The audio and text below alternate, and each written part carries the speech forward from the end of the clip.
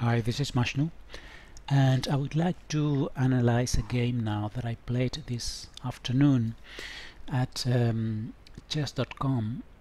It was a live chess game with 45 minutes thinking time for each player.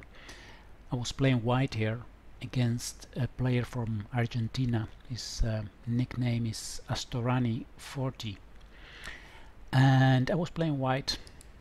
I played d4, knight to f6, c4, e6, knight c3, d5, the queen's gambit, knight f3, and now c5 with Tarrasch defense.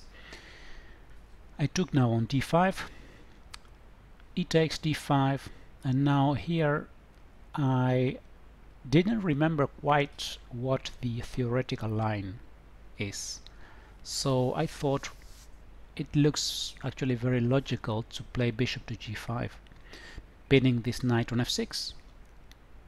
And well, after the game I looked on my database and I saw that this is actually one of the main lines, bishop g5.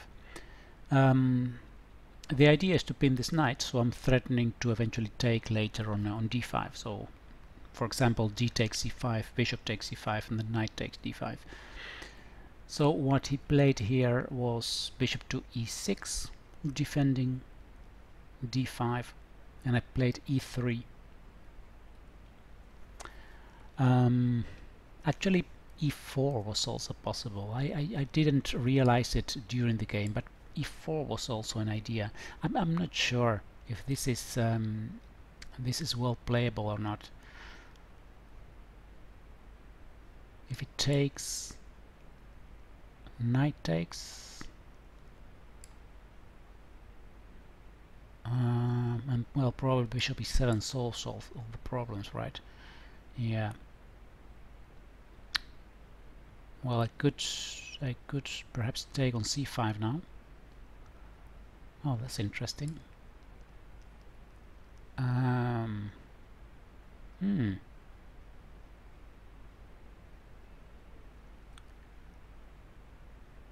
Queen to b6. But it looks like this is just winning a pawn. So that means that after e4 he should not take on e4. Perhaps bishop e7 here, simply. And then, yeah, this seems to solve the main problem. Well, so this is something that I should look in a theory book actually, whether this e4 is playable or not. e3 I played in the game, knight to c6, bishop to b5, pinning the other knight, a6, bishop takes c6, b takes c6. Now black has a weakness on c6, so that's the point where I want to put the pressure on. I played queen to a4, threatening to take on c6, and he replied queen to b6. Now I cancelled kingside because he's not threatening to take on b2, because then I take on c6. And here he played bishop to e7, preparing to castle. I played knight to e5, putting more pressure on c6, threatening to take on c6. So he defends c6 with rook to c8. Now I took the pawn on c5. He retook with the bishop. Now there is a possible double pawn here on f6, so that's exactly what I did. This is what I had calculated to take here. He retakes, and then I can go back with my knight to d3, where my knight defends b2, and his pawn structure has been damaged. But this has actually two sides. On one hand it's a bad pawn structure, on the other hand he has this open g file. A rook on g8, bishop h3 is a threat already. So this becomes a bit well, let's say double-edged. Double-edged because it can be in favor of white, but it can also be in favor of black, this pawn structure. In the game here now he played bishop to d6, so he didn't want to trade that bishop, which is very logical because it's an important weapon. And here I made a move that I'm not sure if this is a good one. I played queen to h4, threatening to take on f6, but it's not really a big threat actually.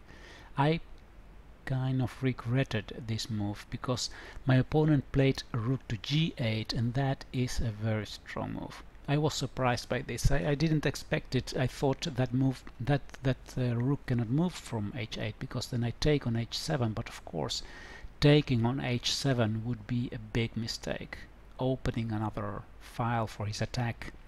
In the post-mortem analysis that you can do at chess.com, if you after you play a game you can click on a review with opponent, and then an analysis board appears where we both can move the pieces, and you can chat in the chat window. We analyzed this idea, and after king to e7 we thought that this was very promising for black actually. It's quite difficult to deal with this rook to h8 threat. The defense that we found for white is to play knight to f4, actually blocking this diagonal to h1, and allowing also the queen to be retreated to c2, for example. But perhaps black can take on b2 now, or perhaps take on f4 first. I'm not sure. Anyway, we both actually felt that it was kind of risky to take this h7 pawn. Now the funny thing is that later in the game I did take on h7 because I had to prevent a kind of, let's say, perpetual check on my queen. What I did here, I'll show you that moment later. What I did here is I played g3. Well, after I moved this, I thought, I'm not sure. This is actually weakening the light square so much. And it invites more or less black to play the rook to g4. That he didn't play that right now. He played king to e7 first, and that is very strong, I think. I played b3 now.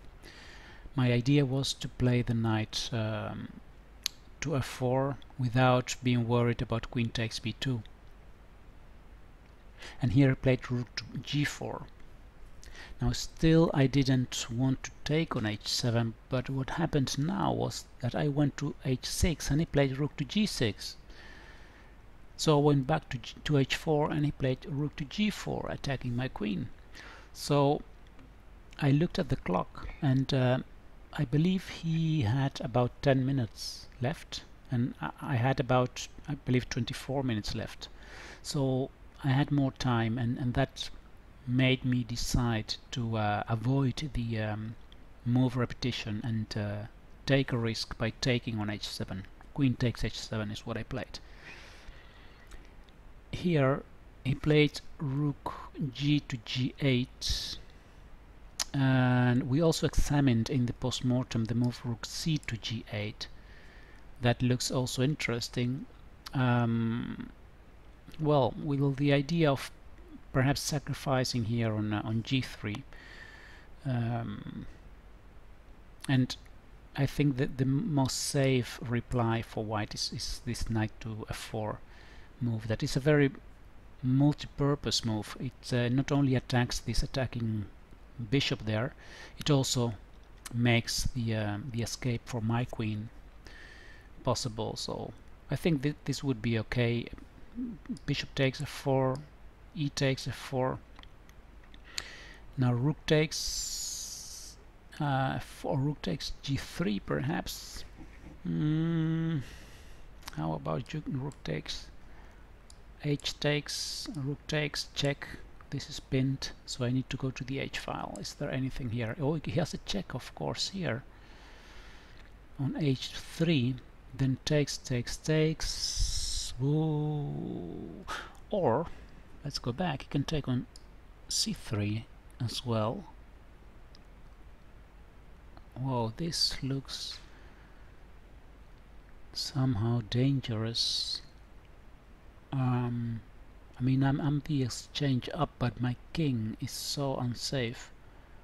He's threatening a check on h3, and then we will have 2 rooks for a queen.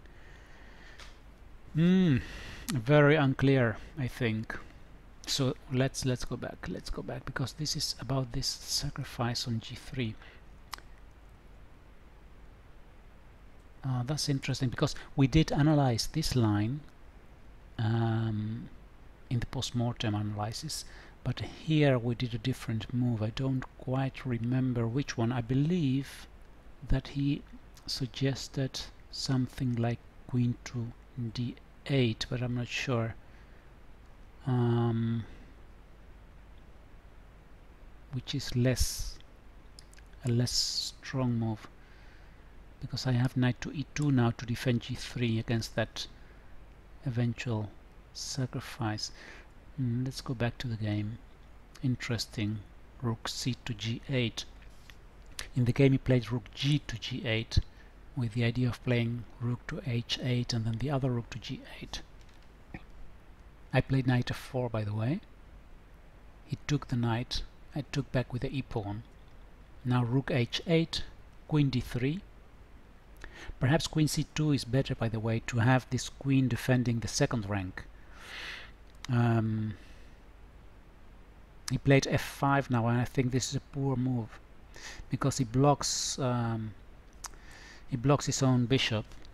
Perhaps he was worried that I would play f5 or rook to e1 followed by f5.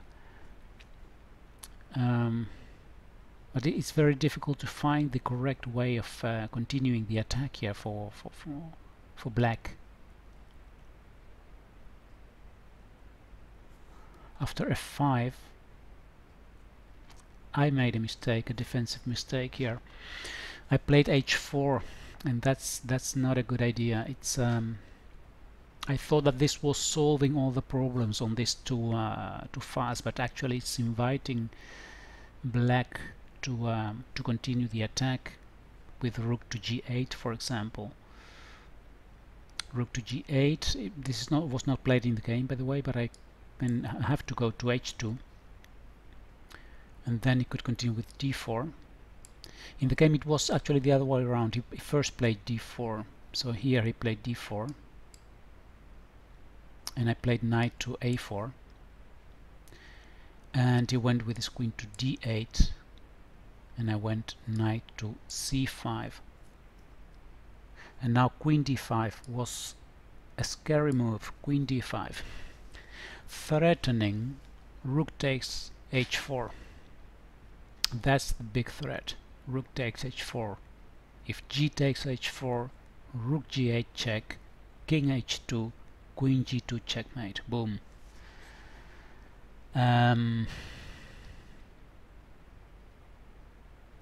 I thought for about 5 minutes and thought that the only way to save this was knight takes e6.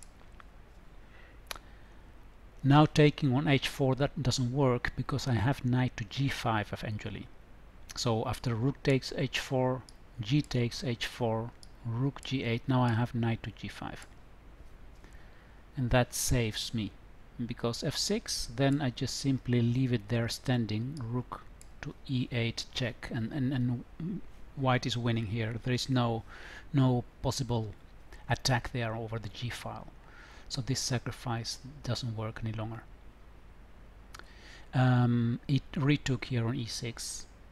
Now I played f3 to get rid of all those eventual threats, and I'm not sure if this was really necessary to play f3, but I thought that it was just from a practical point of view the most safe way to play this. And the idea is to just play the rook from a1 to e1 and then to e5, and then put the other rook on e1, so I have pressure against e6, and then things are completely under control. I played rook h to g8 now, threatening to take on g3, so I went king to h2, and here he had very little time left. I believe about 3 minutes, and I had something like 12 minutes, I think. He played king to f7, which doesn't do much. Rook 8 to e1 was played. Now rook g6 defending e6, and I played rook to e5, forcing the queen to go back, and now I have everything under control. He doesn't have any serious threat, and I'm putting more and more pressure against his position. I played rook f to e1 now, and here he lost on time. He ran out of time. The position is clearly better for white here.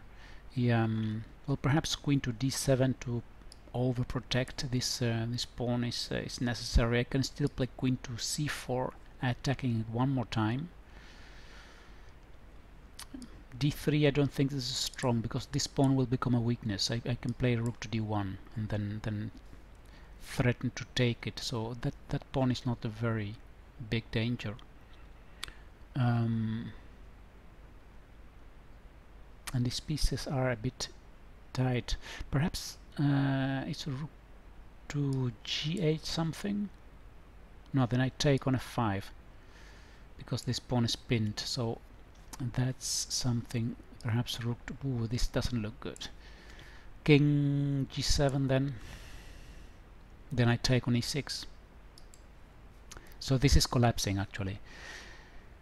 His position is collapsing after queen to c4.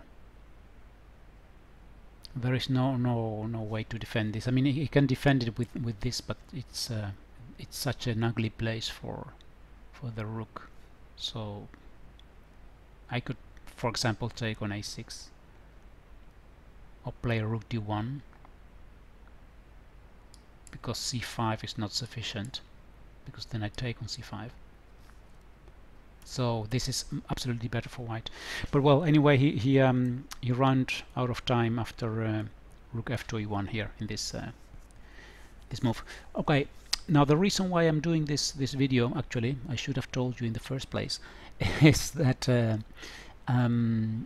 many people use chess.com to play blitz games, and I do that myself also. But actually, it's a great place to play slow games, 45 minutes games. I mean, you don't need to spend the whole afternoon. It's just one and a half hour maximum playing time for each game, and then you can have a review of the game. So this is really a very good way to, if you don't have the time to go to a chess club and you want to improve your chess, play please slow games, no blitz, slow games. That's the way to improve your game.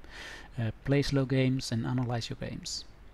Those are the two best ingredients, besides watching my videos, of course. Well, okay, see you next time, and thanks for watching. Goodbye.